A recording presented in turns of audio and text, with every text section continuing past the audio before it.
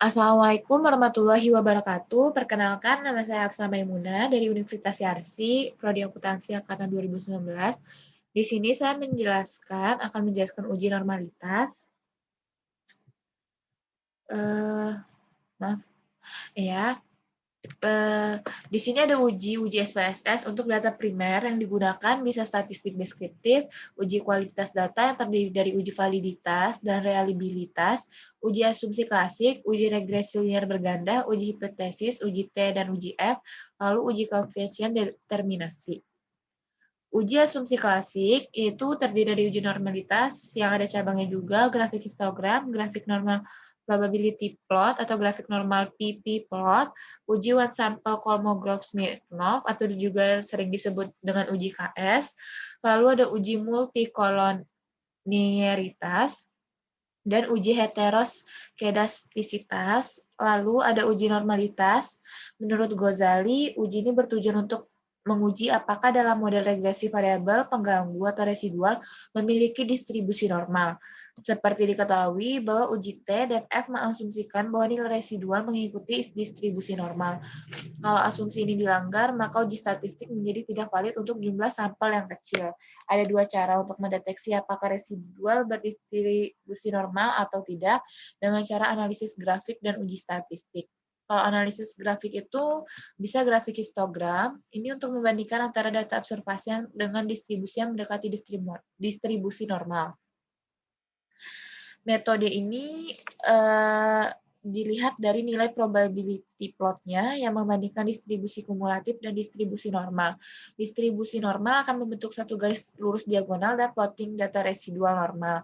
Maka garis yang menggambarkan data sesungguhnya akan mengikuti garis diagonalnya. Lalu ada grafik normal probability plot atau grafik normal PP plot. Ini untuk membandingkan distribusi kumulatif dan distribusi normal. Distribusi normal itu akan membentuk suatu garis lurus diagonal dan plotting data residual yang akan dibandingkan dengan garis diagonal.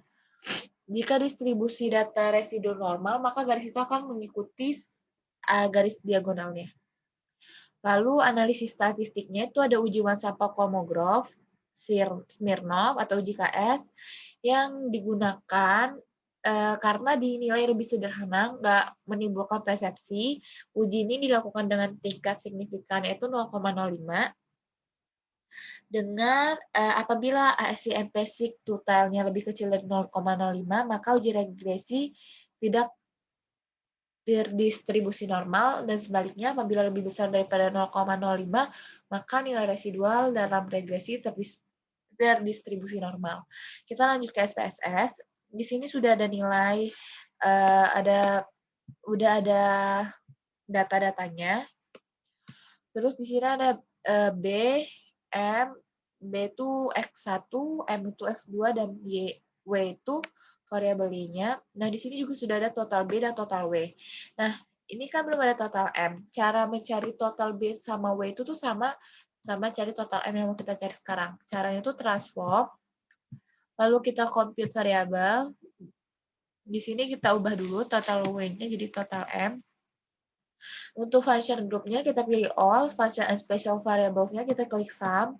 Habis itu ini kita ganti dulu untuk, kan ini datanya mau dimasukin data variabel M. Lalu kita masukin, koma, masukin lagi, diikuti koma sampai M5 ya.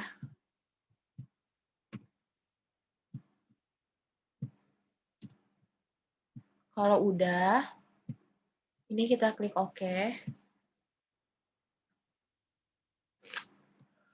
Sampai datanya udah keluar, kita cek dulu. Sudah ada belum? Nih, udah ada ya nilai total M-nya. Kalau udah, kita ke variabel view dulu. Nah, total M-nya ini kita ganti, di labelnya kita namai dengan motivasi berprestasi. Motivasi berprestasi. Lalu measure-nya kita ganti jadi scale. Ini. Kalau udah, kita mau uji grafiknya dulu. Itu kita klik transform, analis, lalu kita ke non-parametric. Maksudnya kita ke regression, lalu linear. Nih, ini kita masukin dulu yang di dependennya itu ada prestasi praktikum total W, dimasukin, lalu independennya kemudian belajar. Nah, sama kita masukin ya motivasi berprestasi. Kalau udah di plotnya ini kita pilih, kita checklist histogram dan normal probability plotnya, lalu kita klik continue, lalu di save-nya kita pilih yang standar disease-nya di residual, kita klik, kalau udah continue lagi, lalu klik OK. Kita tunggu sampai datanya keluar. Ini udah ada grafiknya, grafik histogram dengan di grafik normal PP plotnya. Lalu kita mau uji statistik yang uji KS-nya, one sample KS. Kita klik analyze, lalu kita non-parametric test, lalu legasi dialog, lalu one sample QS. Ini kita masukin data yang unstandardized-nya ke test variable list. Kalau udah kita langsung klik OK aja. Nah, sekarang kita bahas dari data histogram. Data histogram di sini tuh secara kasat mata menunjukkan bahwa data ini normal. Karena semua batangnya dilalui sama garis ini ya. Nah, kita lihat nih contoh data histogram yang tidak normal. Di sini grafik histogram yang tidak normal ini moderat ada positif skewness. Ini nih karena dia terlalu condong ke kiri. Sampingnya ini nih dia juga karena dia terlalu condong dan ke kiri lalu terlalu tinggi. Kalau ini namanya severe positive skewness. Kalau moderat ini moderate negative skewness, ini kebalikan dari moderate positif. Kalau ini terlalu condong ke kanan, ini kebalikan dari ini terlalu condong ke kanan dan lebih tinggi, dan ini kebalikan dari ini. Nah, ini contoh data yang tidak normal. Nah, sekarang kita mau ngecek nih, ini histogram yang 3 ini normal apa tidak. Nah, pada gambar pertama ini menunjukkan tidak normal ya, karena ini ada batang yang tidak masuk sama garis diagonalnya ini. Lalu kalau ini juga sama, ada 2 batang dan tidak masuk. Nah, yang ini juga. Sebenarnya secara kasat mata yang tabel 3 ini normal. Kalau kita lihat. Tapi sebenarnya dia tidak normal karena ini. Dia keluar dari itu garis. Nah, lanjut ke yang normal PP plot of register standard residual ya. Ini tidak normal karena dia keluar dari garis diagonalnya ya. Kayak nggak nyambung gitu, kayak jarak dari garis ini ke sini tuh jauh banget. Nah, sedangkan yang kita tes tadi di sini menunjukkan dia normal karena nih coba kita lihat dia sangat dekat, hampir lurus.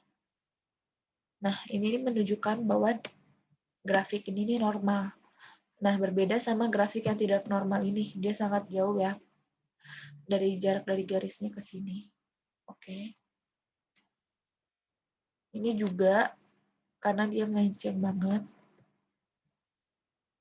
Nah, lanjut kita ke ini ke sini. Nah, ini kan normal, udah 2 normal lah. Kita mau coba dengan uji statistik yang one sample case KS-nya dengan melihat nilai ASCMP totalnya ini 0,074. Nah, sedangkan materinya itu menunjukkan bahwa apabila ASCMP total lebih besar dari 0,05, maka nilai residual dalam regresi terdistribusi normal. Nah, kita lihat 0,74 itu kan lebih besar daripada 0,05 ya. Berarti data ini terdistribusi normal. Nah, mungkin hanya itu yang bisa saya sampaikan. Kalau ada